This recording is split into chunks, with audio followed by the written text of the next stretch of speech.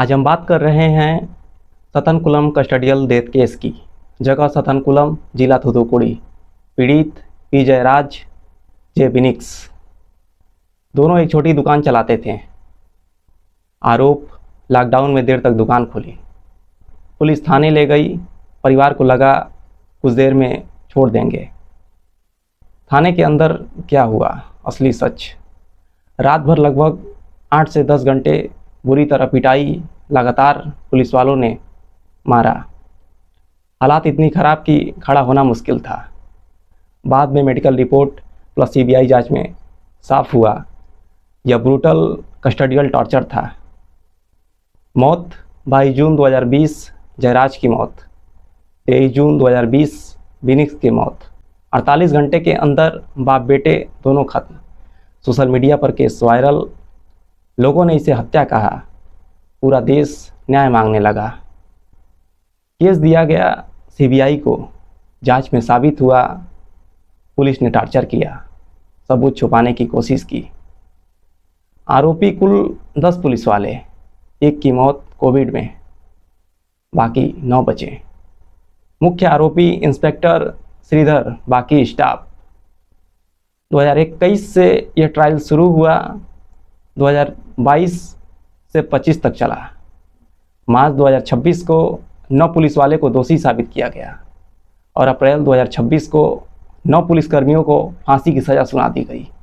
Court ने कहा यह रेयरेस्ट ऑफ रेयर केस है। नमस्कार, मैं मुकेश मौर्य। आज की इस क्राइम स्टोरी में आपका स्वागत है। तमिलनाडु के सथनकुलम नाम के एक छोटे से कस्बे में एक साधारण सा परिवार रहता था। उस परिवार में 2 लोग, पी जयराज और उनका बेटा जे बिनिक्स। इनकी ज़िंदगी किसी आम भारतीय परिवार के जैसी थी। छोटी सी दुकान, सीधी कमाई, कोई बड़ा सपना नहीं, बस घर चल जाए। 19 जून की शाम देश में लॉकडाउन चल रहा था। दुकानों के समय तय थे। शाम करीब 7:30 बजे पुलिस वहां पहुंची। आरोप था कि दुकान समय के बाद खुली थी। पहले जयराज को उठाया गया। कुछ देर बाद जब यह खबर बेटे बिनिक्स को मिली तो वह खुद थाने पहुंच गया और थाने में बेटे को भी बैठा लिया गया। यहीं से कहानी ने मोड़ लिया। थाने के अंदर क्या हुआ, यह इस पूरे केस का सबसे महत्वपूर्ण हिस्सा है। सीबीआई जांच और गवाहों के अनुसार दोनों को अलग अलग नहीं किया गया, एक ही जगह रखा गया। दरवाज़ा बंद कर दिया गया। फिर शुरू हुई मारपीट। यह कोई एक बार की मारपीट नहीं थी। रात 8 बजे से लेकर सुबह 3 बजे तक कई बार अलग अलग पुलिस वालों द्वारा। जब वे थक जाते हैं तो कुछ देर रुकते हैं, फिर दोबारा शुरू करते हैं। गवाहों ने बताया अंदर से लगातार चीखने की आवाज़ें आ रही थी। यह इंट्रोगेशन नहीं था, यह पनिशमेंट भी नहीं था, यह अनकंट्रोल्ड वायलेंस था। 20 जून की सुबह दोनों की हालत खराब थी। उन्हें अस्पताल ले जाया गया। शरीर पर कई चोट था, खून बहने के निशान थे। लेकिन यहाँ एक बड़ी गलती हुई। डॉक्टर ने उन्हें फिट घोषित कर दिया। फिर उन्हें मजिस्ट्रेट के सामने पेश किया गया। बिना गंभीर जांच के उन्हें न्यायिक हिरासत में भेज दिया गया। अगर यहीं पर सही निर्णय लिया जाता तो शायद दोनों की जान बच सकती थी। जेल में उनकी हालत इतनी खराब होने लगी कि दर्द बढ़ता गया, शरीर जवाब देने लगा।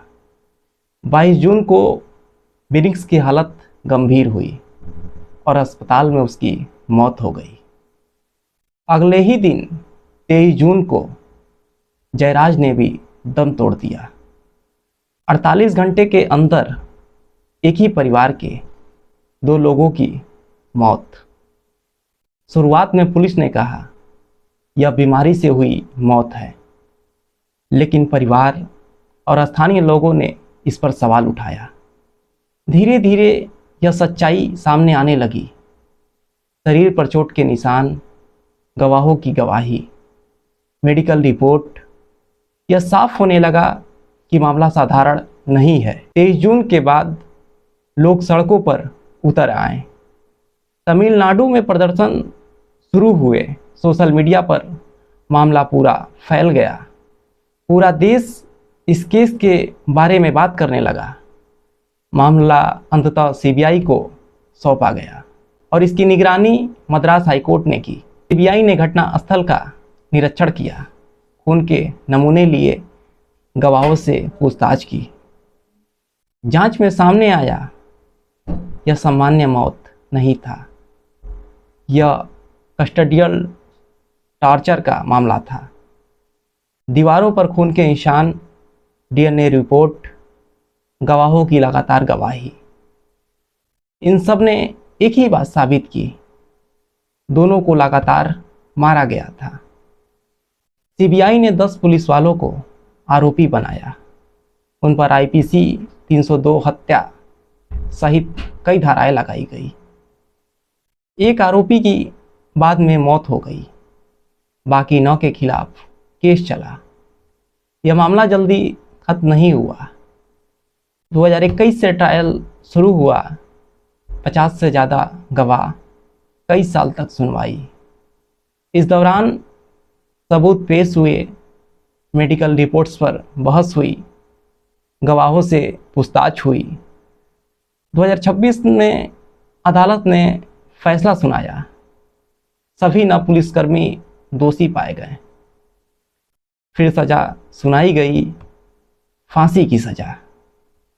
मुख्य आरोपी inspector Sridhar, sub inspector Balakrishna, Raghu Ganesh, Murugan, Muthuraja, Kshamadurai, Chelladurai, Thomas Francis, वेलुमुथु।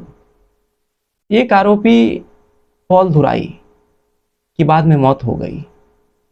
अदालत ने कहा यह रियरेस्ट ऑफ रेयर मामला है, जिसमें इंसानियत की सारी सीमाएं पार कर दी गई। इस पूरे केस में सबसे बड़ा नुकसान किसका हुआ? उस परिवार का, जिसने एक साथ पिता और बेटे दोनों खो दिए। 6 साल तक उन्होंने लड़ाई लड़ी, कोर्ट गए, गवाही दी, दबाव झेले। यह केस सिर्फ एक घटना नहीं है, यह दिखाता है कि जब सिस्टम फेल होता है तो एक आम आदमी कितना असहाय हो जाता है। और यह भी कि अगर आवाज़ उठे तो सच सामने आ सकता है। यह कहानी खत्म नहीं हुई है। यह हर उस इंसान के लिए सवाल है जो कानून पर भरोसा करता है।